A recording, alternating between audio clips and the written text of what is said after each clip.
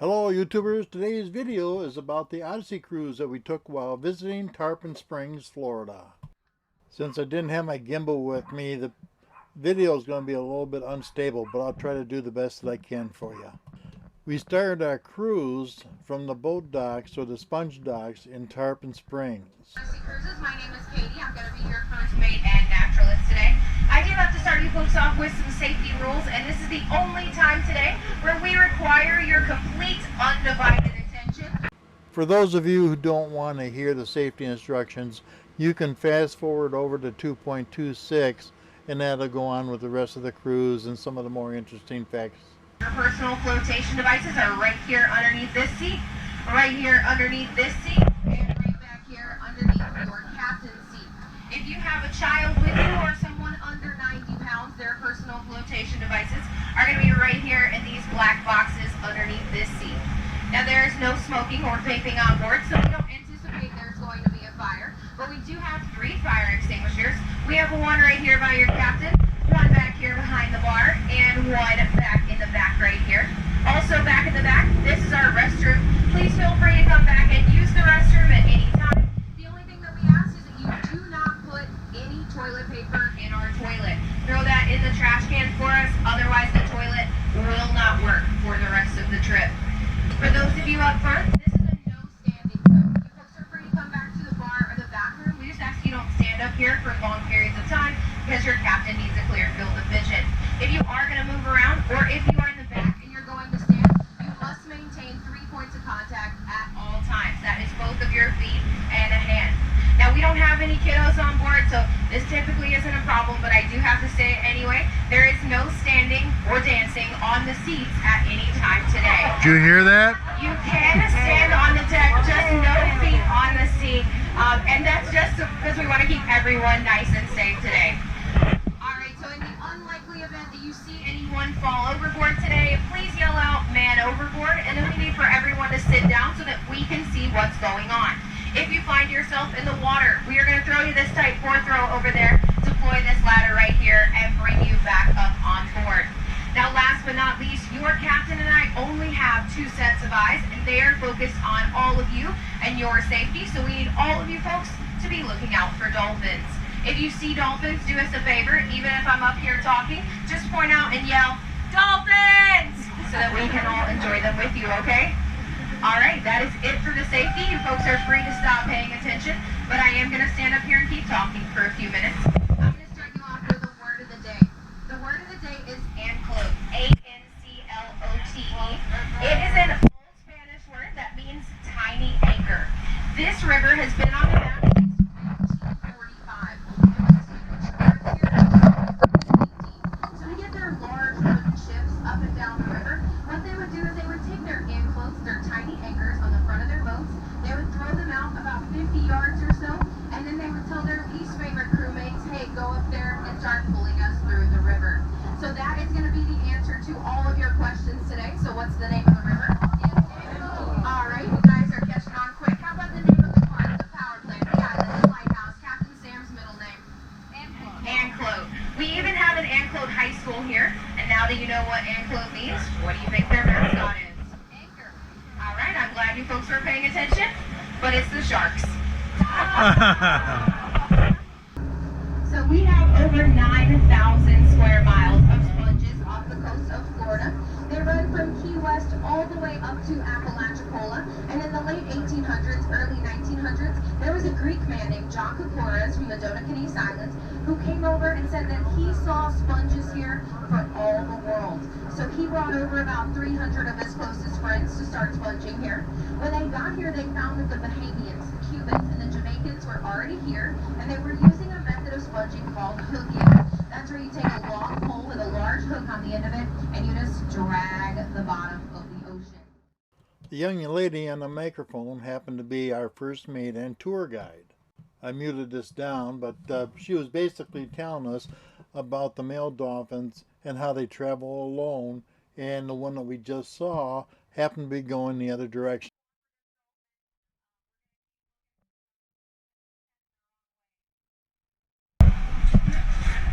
Since we got to look at some wildlife already, Look right over here off the right-hand side of the boat. Do you folks know what you're looking at right there? That's the Greek Air Force.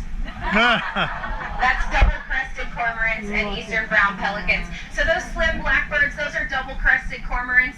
And those guys can go 150 feet under the water, and they can get there in just 45 seconds. Now your eastern brown pelicans, those are the larger birds that aren't the cormorants or the seagulls. And that is actually the smallest species of pelican, but they still have over a 7-foot wingspan.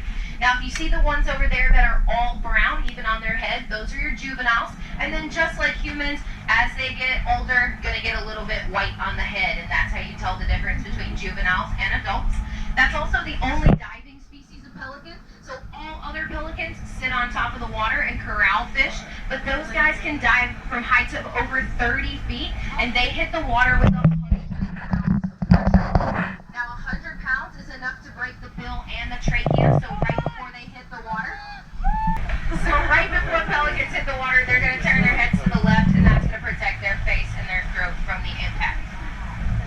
All right, let's go back to sponges for just a moment. I know they're not as exciting as dolphins or pelicans, but there are over 15,000 species of sponge in our oceans, and they harvest just 17 of them commercially.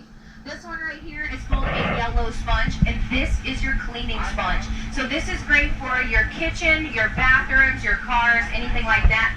And these are going to cost you about $8. And a lot of people ask us, why would I pay $8 for one of these when I can go to Walmart or the dollar store and get a package of 3 of these for $1? And that is a fair question, but this is a synthetic product. So when they make these, it creates a lot of pollution. Also, this isn't going to last you very long, but it's really not going to disappear very quickly either. So what I mean by that is if you use one of these every week for the next year, when you throw them away, they're going to go sit in a landfill somewhere where it is going to take them over 52,000 years to break all the way down.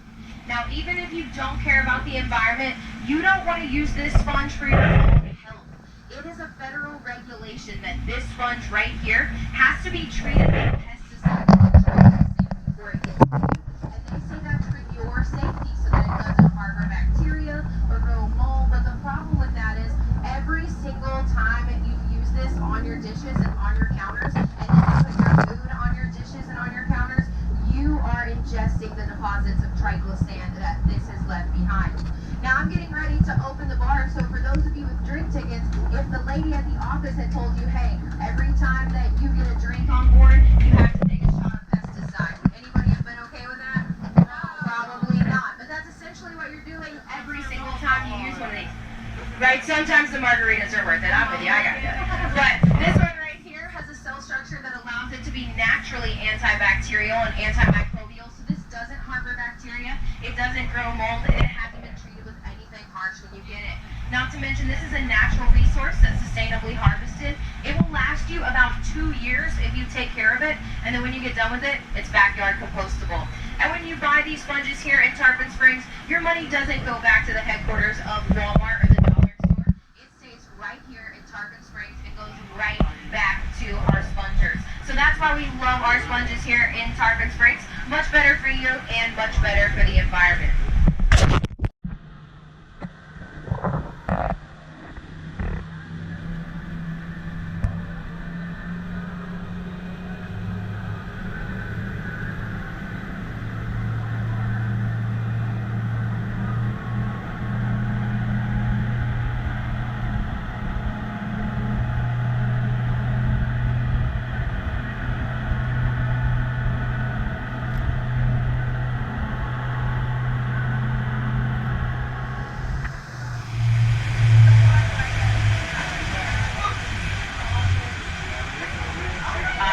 Does anybody remember the name of the beach over here?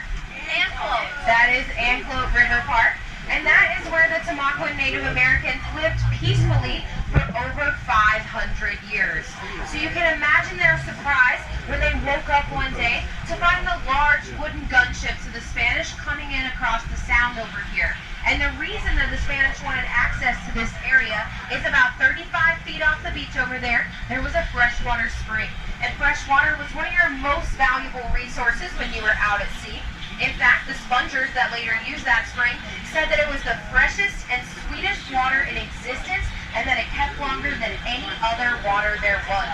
And when the Spanish gained access to it, they put the location of it on a map. They took that map back to Seville, Spain, and they sold it. And that brought a lot of people here, including 6 documented cases of pirates. And it is rumored that other pirates and buccaneers came through this area and that they left millions of dollars in treasure in the lands up here that has yet to be found. Well, a few years ago, there was a couple digging for a swimming pool in a neighborhood nearby, and they came across a chest. And when they brought it up, it had $5 million in gold and jewels inside of it. Were they able to keep it? Great question. So here's the thing. They said we can't go to our local Walmart and use pirate coins, so we are going to turn this over to the government so that they can tax it and give us our cut back. And the government says, okay, we'll get back to you in a couple months, and we will let you know how much you're going to get. And about a year later, Uncle Sam came back and said, hey, you know that chest that you found with all the gold and all the jewels? Well, that stuff is over 50 years old, and that makes it an artifact of the state. So we are going to keep all of it, and you are not going to get any of it back. And there hasn't been any gold found in this area since then. After about a half-hour boat ride, we beached on Anclote Island, where we could get off and explore for about a half hour to 45 minutes. Most of the passengers spent time walking around the shore and looking for seashells or any other kind of wildlife that they could find. I personally just spent a lot of time just shooting pictures and just playing around with the GoPro.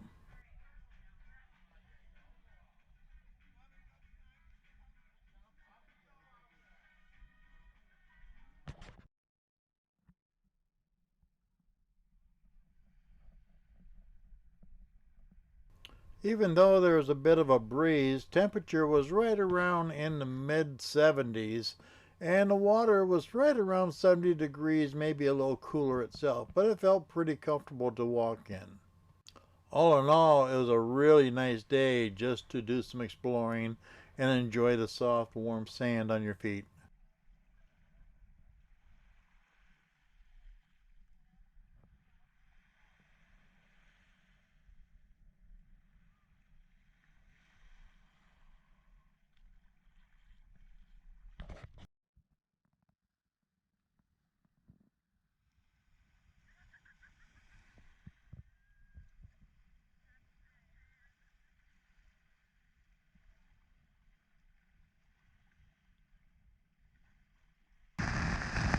This is the point where I started playing around with the GoPro a little bit, and I set it down on the beach or on the ground where I can get some good water shots at a crab's eye view.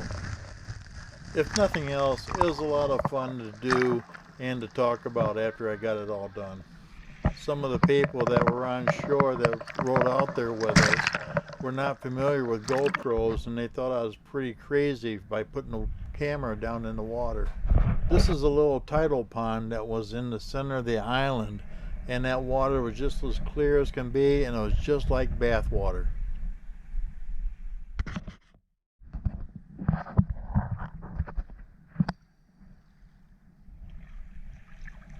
Ooh, this water's warm. Yeah, I think it's It is really warm.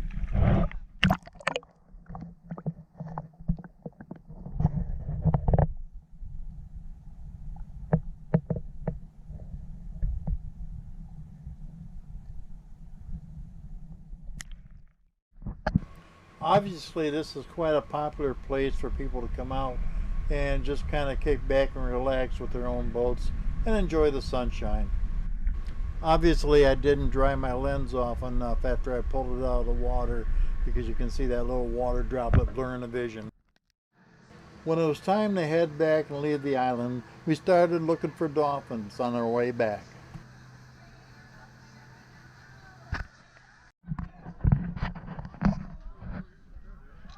This is where we stopped and saw the dolphins, and you will probably see them right around 15.42.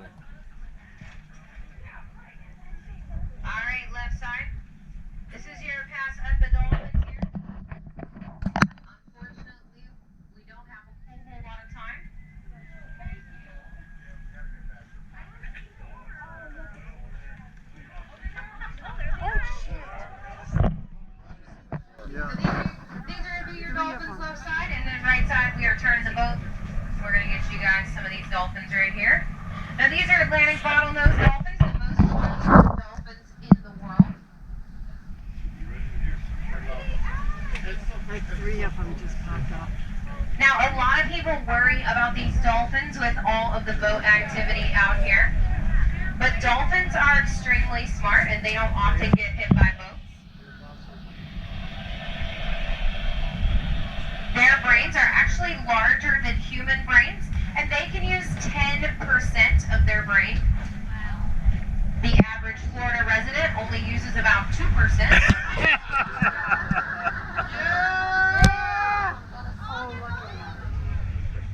After the dolphin sighting, we headed on back to the dock. And they throw in a nice Romeo and Juliet style love story about 2 teenagers from rival sponge groups. So if that sounds like something you are interested in, or if you are having trouble falling asleep tonight, you can find that for free on YouTube and Amazon. That is Beneath the 12-Mile Reef. All right, we are almost back to the dock. So if anybody's The rest of the video will be a view of the shoreline of the channel as we cruise on back to the sponge docks in Tarpon Springs.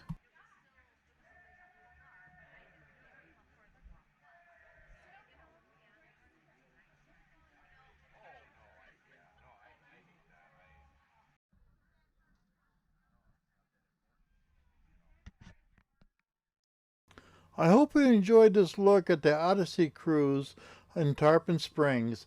And if you like this video, please hit the thumbs up. If you haven't already, please subscribe. And most of all, thanks for watching.